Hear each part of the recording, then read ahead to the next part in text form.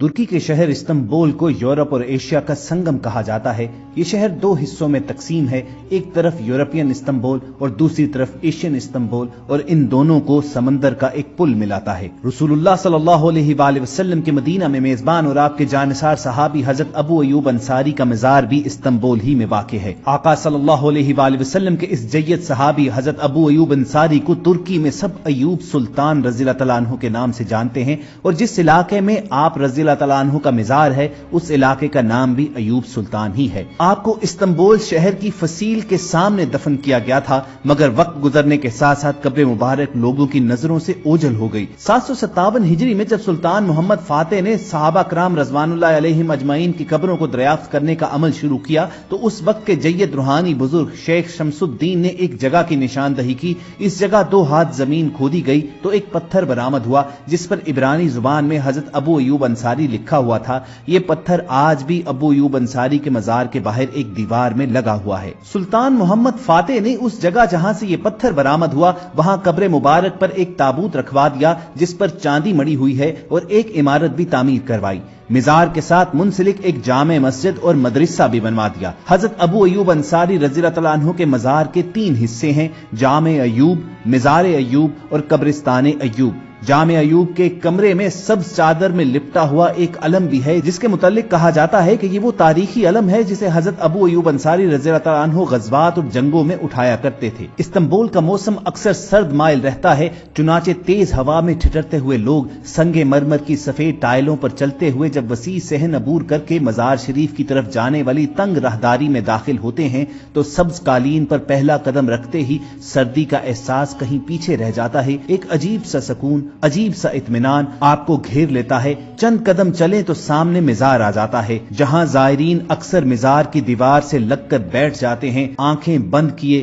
آنسوؤں کی جھڑی آنکھوں سے جاری ہو جاتی ہے، دل ہی دل میں دعائیں، التجائیں اور نہ جانے کیا کیا مانگتے ہیں، کیا کیا عرضیاں درخواستیں وہاں پر پیش کرتے ہیں، اور ہر کوئی ایک کیف و سرور کے عالم میں ہوتا ہے۔ کسی کو کوئی خبر نہیں ہوتی کہ وہ کہاں اٹھا کہاں بیٹھا، کیونکہ یہ جانثار رسول حضرت ابو ایوب انصاری رضی اللہ تعالیٰ عنہ کی درگاہ ہے۔ حضرت ابو ایوب انصاری رضی اللہ تعالیٰ عنہ کے مزار مبارک کے ایک طرف چند نایاب نوادرات بھی رکھے گئے ہیں جس کی زیارت عام کی اجازت ہے۔ ان نوادرات میں حضور اکرم صلی اللہ علیہ وآلہ وسلم کی داڑھی مبارک کے بال، حضور اکرم صلی اللہ علیہ وآلہ وسلم کے ہاتھ مبارک سے لگائے گئے پودے کے پتے، آپ صلی اللہ علیہ وآلہ وسلم پر درود بھیجنے اور ان سے ہم کلام ہونے والا پتھر، رسول اللہ صلی اللہ علیہ وآلہ وسلم کی قبر مبارک کی مٹی کا ٹکڑا اور بہت سے نوادرات دھرے ہوئے ہیں۔ ہماری دنیاوی گناہگار آنکھیں ان تمام چیزوں کی زیارت کرتی ہیں۔ یہ کرم، یہ فضل، یہ سب کچھ ناقابل یقین ہو جاتا ہے۔ مزار مبارک اور مسجد ایوب کے درمیانی راستے اور احاطے میں کبوتروں کے غول نظر آتے ہیں۔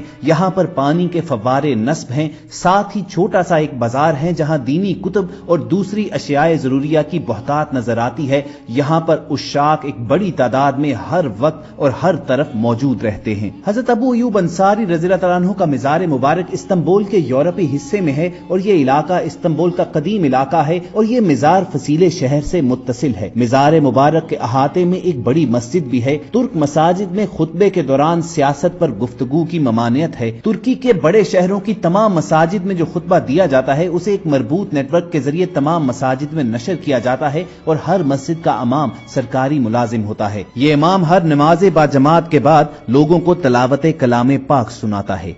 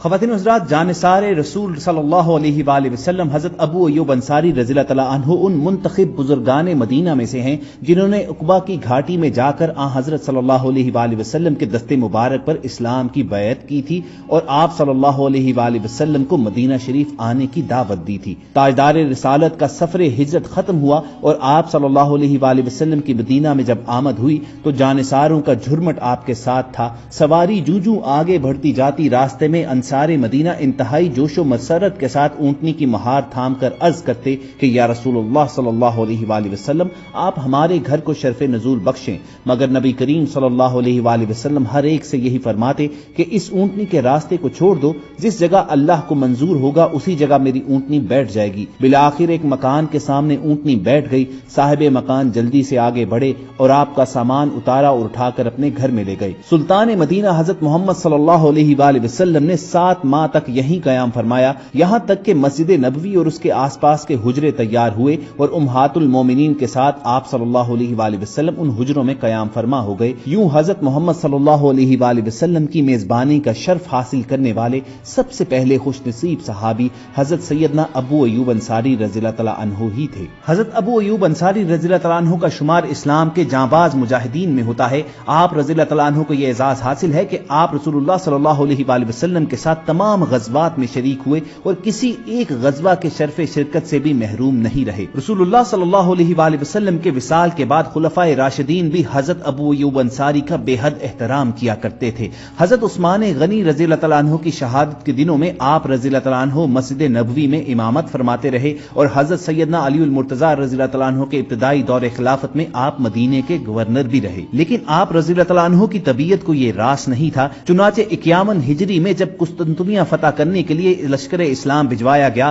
تو آپ رضی اللہ تعالیٰ عنہ اس میں شریک ہو گئے۔ استنبول کا اس وقت نام قسطنطنیہ ہی تھا، ابھی اسلامی لشکر حملہ آور بھی نہیں ہوا تھا کہ طاعون کی وبا پھیل گئی اور آپ رضی اللہ تعالیٰ عنہ بھی اس کی لپیٹ میں آ گئے۔ اپنے انتقال سے قبل آپ نے مجاہدین کو وصیت فرمائی کہ جب میرا انتقال ہو جائے تو جنازے کو لشکر کے ساتھ آگے محاذوں پر لے جانا جہاں تک ہو سکے، تاکہ جب اللہ تعالیٰ مجھے پوچھیں کہ اے ابو ایوب، تو میزبان رسول صلی اللہ علیہ وآلہ وسلم تھا، بتا اللہ کے راستے میں تو نے کیا کیا، تو میں کہوں گا یا اللہ، جب میں زندہ تھا تب بھی تیرے راستے میں جہاد کرتا رہا اور جب انتقال ہو گیا تب بھی مجاہدین کے ساتھ میری لاش چلتی رہی۔ چنانچہ لشکر اسلام جب قسطنطنیہ پر حملہ آور ہوا، اس دوران آپ رضی اللہ تعالیٰ عنہ کا انتقال ہو گیا تو جنازہ لشکر کے ساتھ لے جایا گیا اور استنبول کے ساحل پر آپ کی فصیل شہر کے ساتھ تدفین کر دی گئی۔ مگر لشکر اسلام کو خطرہ یہ تھا کہ مقامی آبادی کہیں رات میں مزار کی توہین نہ کر دے، مگر صبح ہوتے ہی مقامی رومی آبادی کے لوگ مجاہدین کے پاس آئے اور پوچھا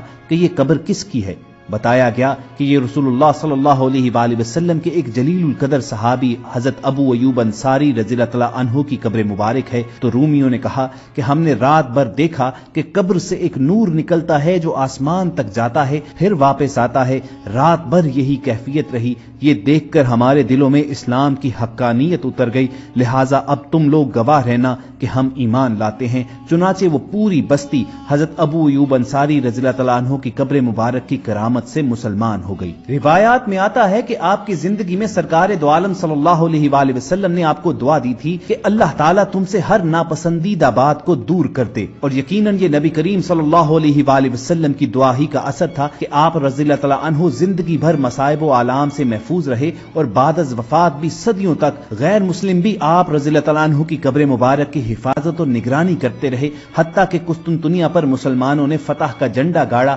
آج بھی ترک حکومت کے जेर निगरानी आप रज़ी अल्लाह तआला अन्हु का मज़ार अक़दस उसी आन बान और शान के साथ आने वालों के दिलों में सरूर और आंखों में ठंडक का सामान लिए हुए है। कहत साली के जमाने में लोग आप रज़ी अल्लाह तआला अन्हु की कब्र मुबारक पर हाजिर होकर बारिश तलब करते तो अल्लाह अज़्ज़ व जल आपके तुफैल प्यासी मखलूक को सैराब कर देता था। हजरत अबू अयूब अंसारी का मज़ार अब तक ज़ियारत गाहे खल्लाइक है और सुबह शाम हर वक्त हजारों लाखों उश्शाके रसूल सल्लल्लाहु अलैहि वसल्लम अबू अयूब अंसारी रज़ी अल्लाह तआला अन्हु के मज़ार मुबारक पर हाजिरी देते हैं और अपने कल्ब व ज़हन को मुअत्तर करते हैं। अल्लाह ताला से हर दम यही दुआ है कि हमें अपनी जिंदगियां रसूल करीम सल्लल्लाहु अलैहि वसल्लम की हयात मुबारका के मुताबिक ढालने की तौफीक बख्शे और इसके साथ साथ आप सल्लल्लाहु अलैहि वसल्लम के जानिसार साथियों की जिंदगियों से हमें सीखने की मोहलत अता फरमाए। अगर वॉइस डेली के तमाम देखने और सुनने वालों की भी यही ख्वाहिश है तो कमेंट बॉक्स में आमीन लिखना मत भूलिए। हमारी आज की वीडियो का महज यही मकसद था कि जिस तरह अल्लाह ताला ने हमें ये सादत बख्शी कि हम रसूलुल्लाह सल्लल्लाहु अलैहि वसल्लम के मेजबान मदीना और आपके जानिसार सहाबी हजरत अबू अयूब अंसारी के मज़ार पर जा सकें,